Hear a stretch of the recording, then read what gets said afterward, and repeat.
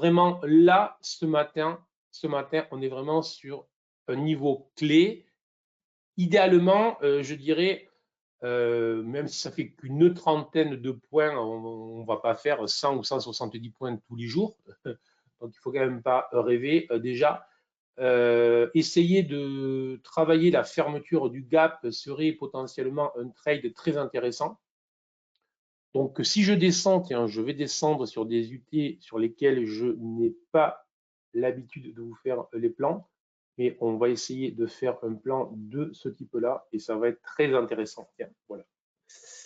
Ça me plaît.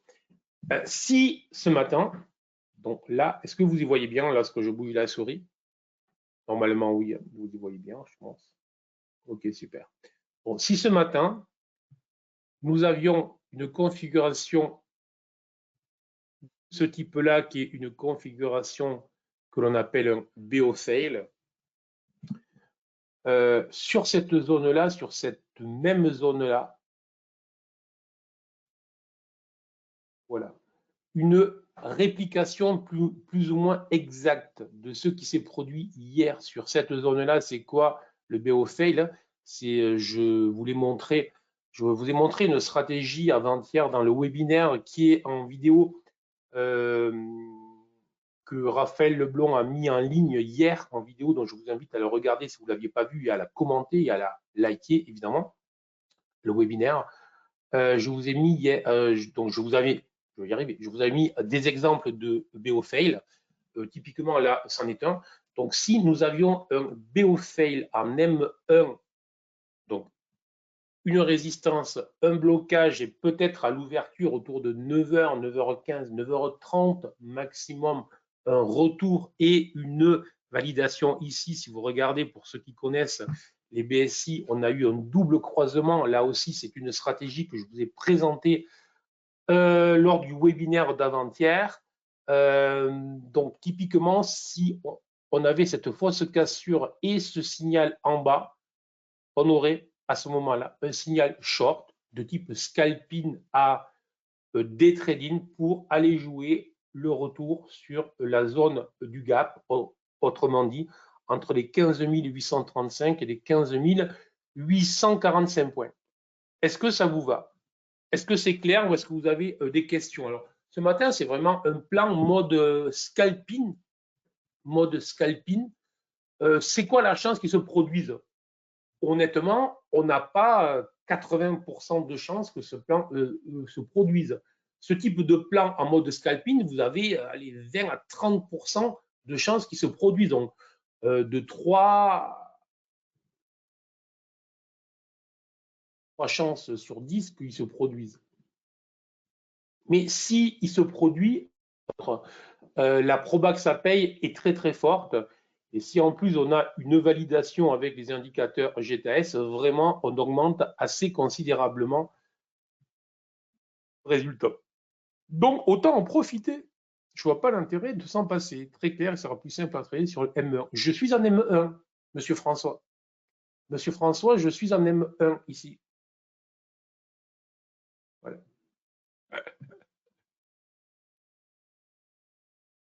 C'est vraiment un plan en mode scalping. Voilà.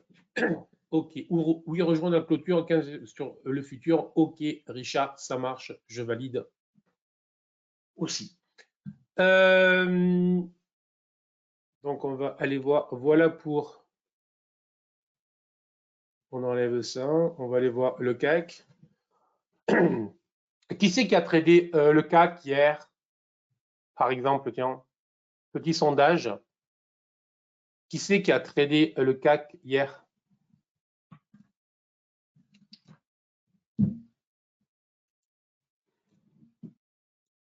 Un? Non, pas moi. Moi, pas tradé hier. Moi, OK, Itiel, ça marche. Itiel, ouais, OK, ça marche. Non, oui, pas moi. OK. Beaucoup de l'eau, tout coupé aussi. OK, ouais, voilà. C'est bien, Cyril. Ça ne me surprend pas de toi. 2 trades réussis, joli Carlos, super.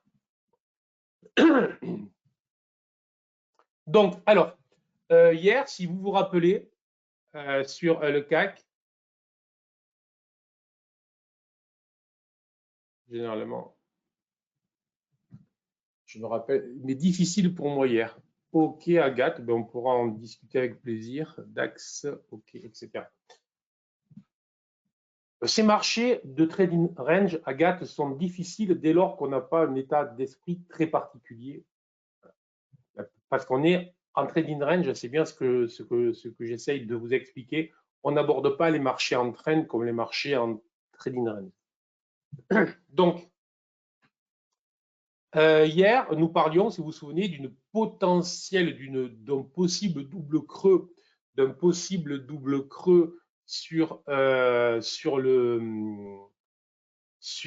CAC et le France 40 CFD. D'accord, bon. Et je vous ai indiqué que, pour ma part, oui, c'était possible, mais tant qu'on bloquait sous la résistance, j'étais plutôt baissier car les probabilités, étant donné tout simplement que mon BSI long terme était rouge, ben, les probabilités m'indiquaient que la probabilité que ça bloque était tout simplement plus forte à ce que ça break. Je disais, si ça break, attention, dès lors qu'il y aura la cassure, à ce moment-là, je reverrai mon positionnement. Autant je peux me montrer agressif, baissier, en tendance baissière sous résistance, autant dès lors que l'on break, que l'on casse une résistance, puisqu'on est en range, je peux totalement changer d'opinion sur le marché. Bon, ça, c'était le plan classique normal. Que s'est-il passé? Ben, on a bien bloqué, même pas réussi à refermer réellement le gap. Et derrière, on a accéléré très fort, mais sans aller faire des bas plus bas. Sans aller faire des bas plus bas. Donc ça signifie que là, si l'on regarde, on a des bas plus hauts, un bas plus haut. Bon, on va faire des jolis dessins, comme ça sera plus sympa.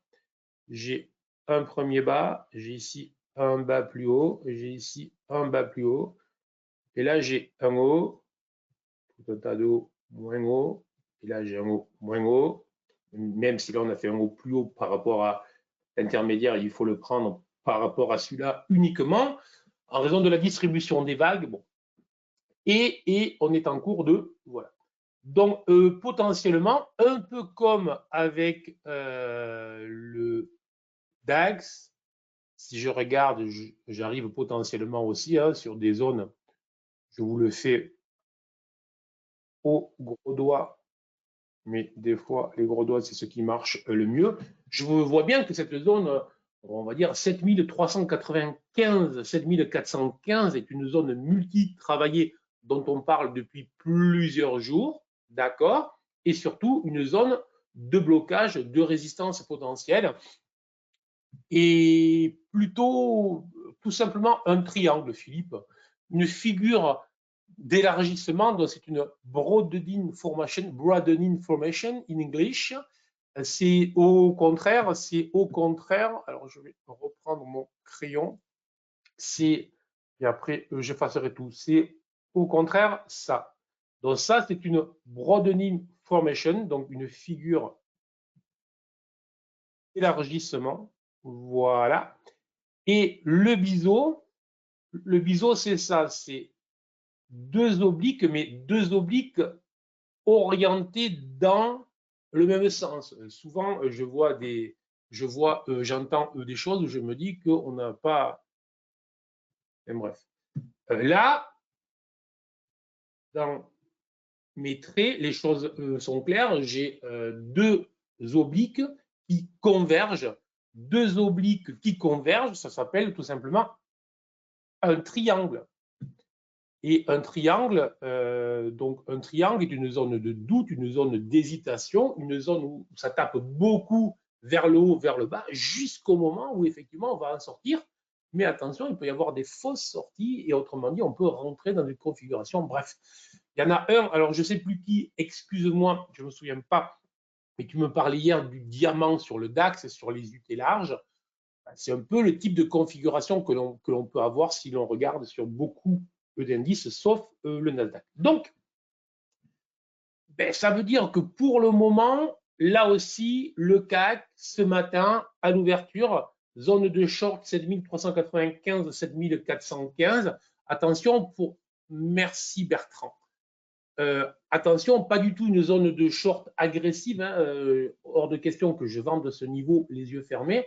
On va attendre tranquillement, voir si ça bloque, un peu comme avec le DAX. Alors sur le DAX, je vous l'ai fait en M1, à vous de réfléchir, de trouver en fonction des stratégies que vous travaillez, mais regardez sur les idées courtes si cette zone bloque. Et attention, par contre, soyons clairs, c'est-à-dire que si jamais, j'ai encore montré, je vais le garder, si jamais on venait à casser les 7435, là, surveillez parce que potentiellement, ça voudrait dire qu'on est en train et de sortir du triangle et on fait pour la première fois un haut plus haut. Et donc, la probabilité que les 7465-70 cèdent, cassent, devient relativement forte. Autrement dit, baissier dans cette zone, relativement neutre au-dessus des 7415 et au-delà des 7440, surtout pas baissier tant qu'on ne repassera pas sous les 7415. Je ne dis pas acheteur, car il y aura tout un tas de résistances au-dessus, mais je dis en tout cas pas de vente agressive, pas de vente sans signal. Et normalement, après il faut voir en cours de journée, mais normalement pas de vente tant que l'on ne repasse pas sous les 7415. Est-ce que c'est bon? Magnifique Richard aussi, félicitations pour ton short d'hier, très très joli short. Ça fait quoi ça? Ça fait 61, 65, 75 points? 75 points CAC, chapeau bas. Félicitations. Super. Voilà pour le plan. Est-ce que c'est clair?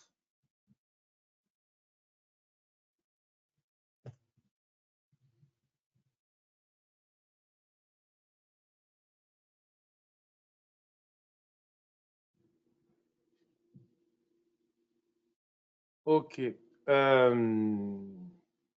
Ça marche. Allez, on va aller voir le Nasdaq si vous le voulez bien. Alors, mon ami, le Nasdaq, ben, hier, je vous avais fait des traits. On est passé en dessous, on est venu, mais vous allez quand même remarquer un truc assez extraordinaire sur le Nasdaq, qui est un signal de puissance assez phénoménal et qui confirme tout le bien que je pense de lui. C'est-à-dire que depuis qu'on a breaké ici avec le CPI, si je ne m'abuse, on a bien eu ce pullback, mais on est juste venu prendre appui.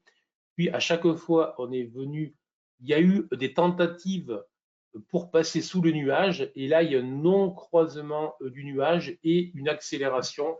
Et je vous rappelle, mon objectif depuis le 3 avril, 13 600 points, alors que tous les autres indices traînent. Vous voyez bien que là, désormais, on s'en rapproche très fortement. Ben, hier, le seul indice qui est monté, le seul indice sur lequel il faut être à l'achat, le seul indice qui est vert, hein, je veux dire, on va pas, il ne faut pas être très expérimenté pour le voir. Le seul indice qui nous propose est en bas un BSI long terme vert et des convergences vertes, c'est quoi? C'est tout simplement le Nasdaq et le double croisement. Oui, merci François.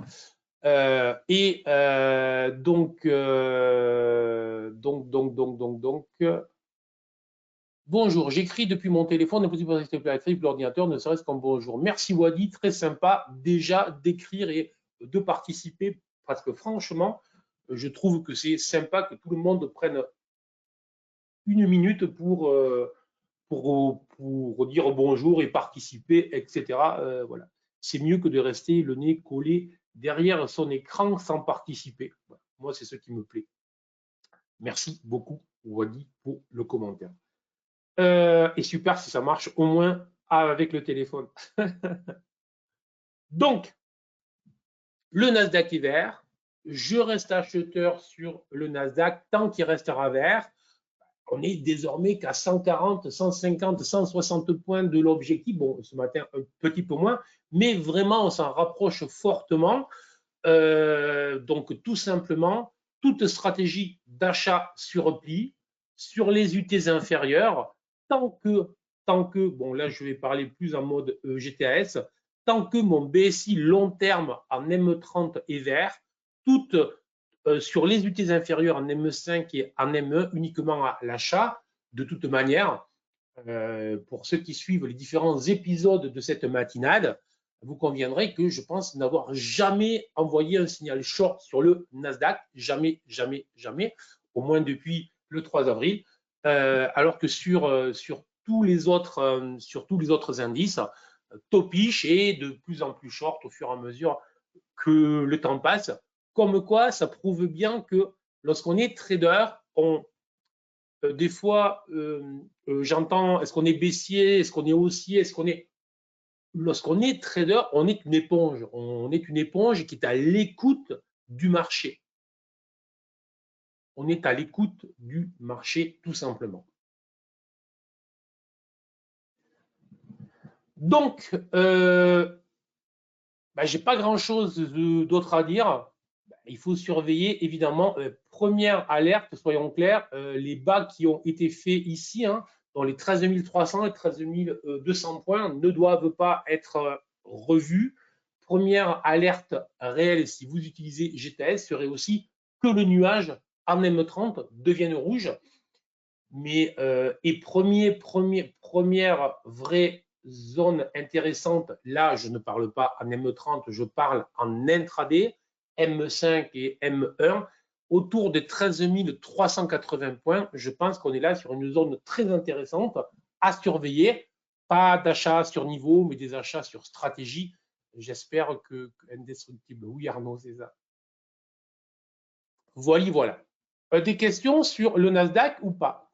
J'ai une main levée a priori. Je ne sais pas si c'est une question qui s'écrit. Laurent qui a levé la main. Est-ce que Laurent te reconnaît?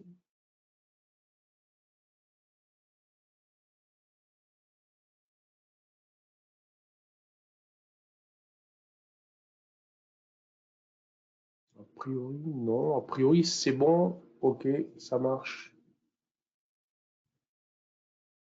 Ok, next.